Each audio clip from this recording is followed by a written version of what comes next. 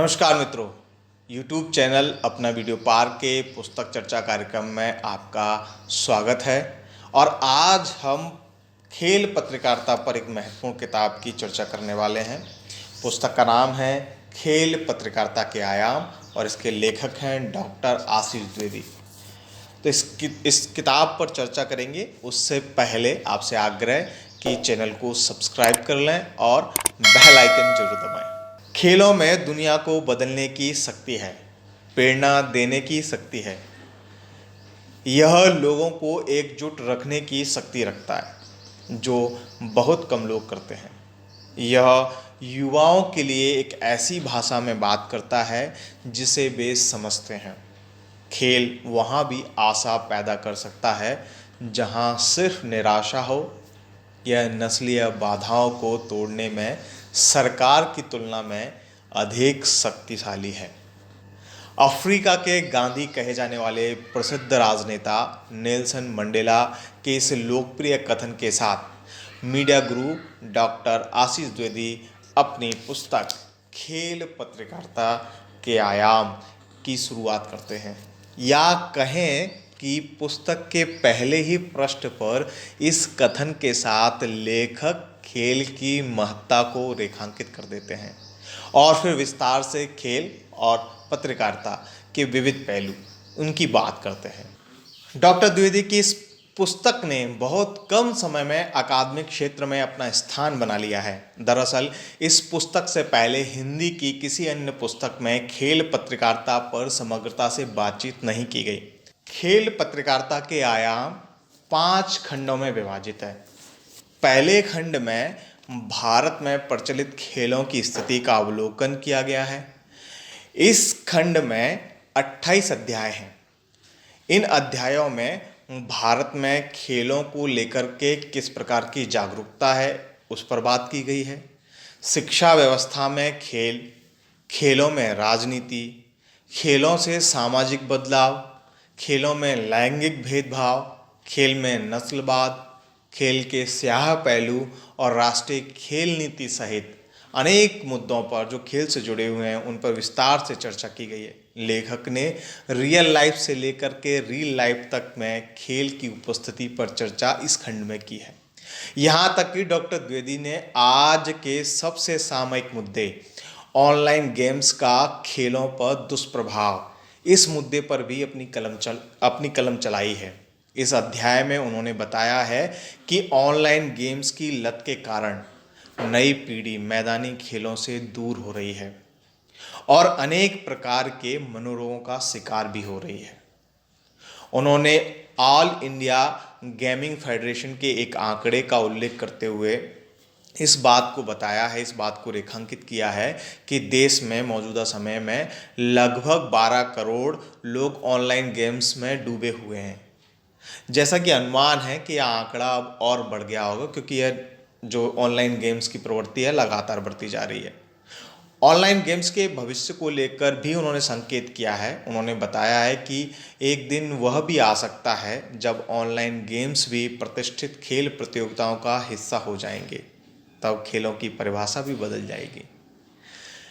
खेलों की दुनिया से परिचित कराने के बाद लेखक डॉक्टर आशीष द्विवेदी अपने पाठकों को पुस्तक के दूसरे खंड में खेल पत्रकारिता की बारीकियों से रूबरू कराते हैं। इस खंड में 23 अध्याय हैं जिनमें खेल पत्रकारिता की अवधारणा, उसकी परिभाषाएं, उसका उद्देश्य और खेल पत्रकारिता के महत्व, इन सब पर विस्तार से बात करते हैं।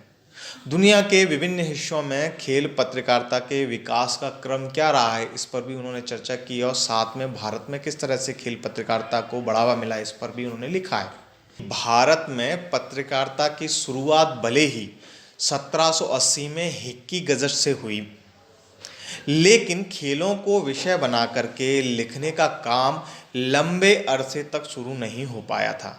1877 में हिंदी प्रदीप ने खेल पत्रकारिता को स्थान देना शुरू किया, लेकिन प्रकाशित समाचार महज सूचनात्मक ही हुआ करते थे।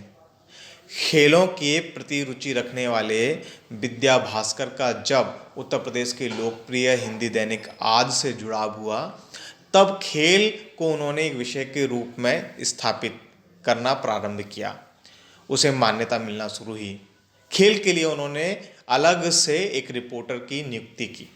खेल पत्रकारिता में क्रांतिकारी परिवर्तन देखने को तब मिला जब भारत ने ओलंपिक में हॉकी के लिए गोल्ड मेडल जीते। बाद में विभिन्न समाचार पत्रों में पत्रिकाओं में खेल पत्रकारिता को बढ़ावा देना शुरू किया गया।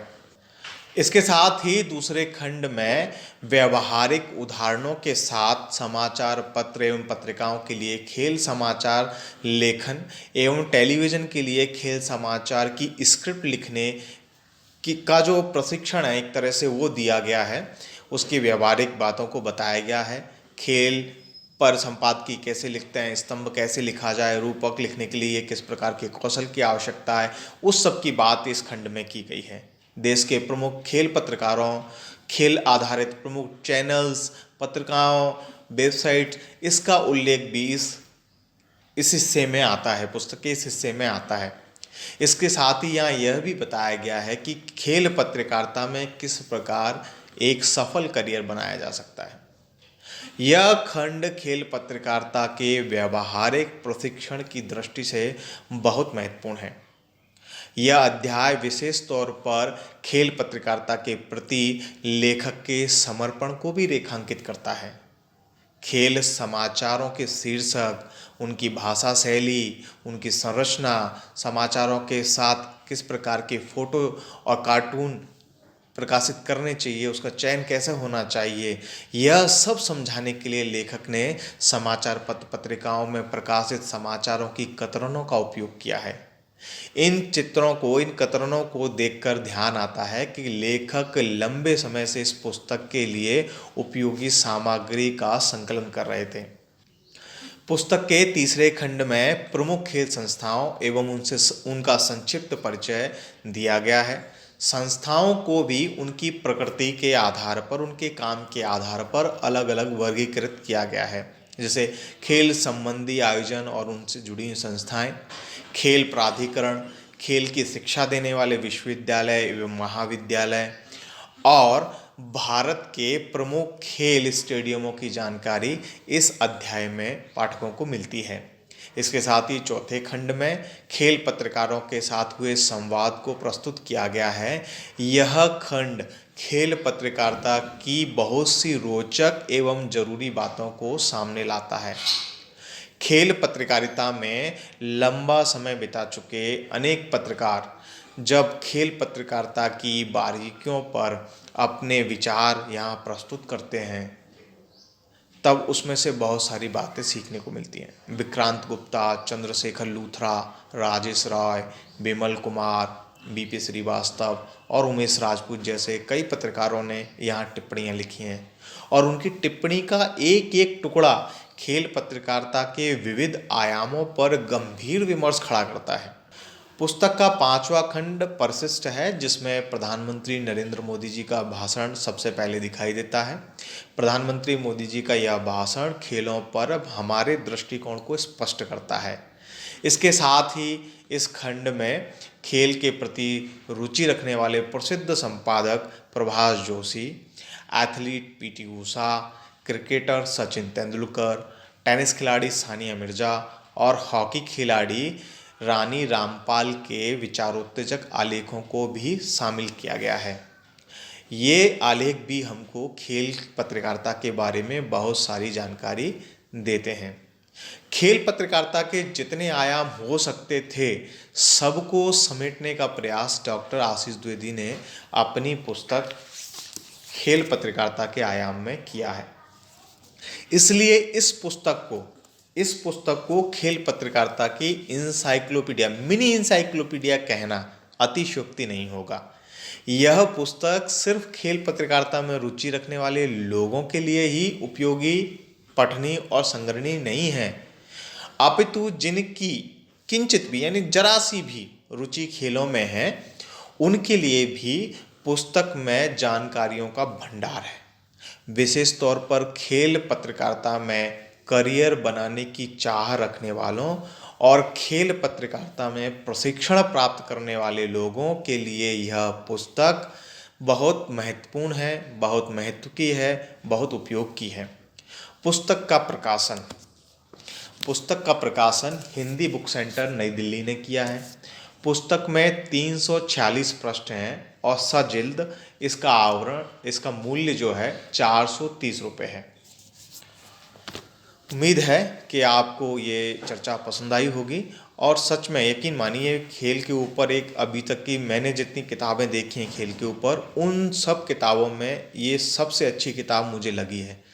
तो अगर आपकी भी रुचि खेल पत्रकारिता को पढ़ने में है या खेलों में है तो आप इस किताब को ज़रूर खरीदें, पढ़ें।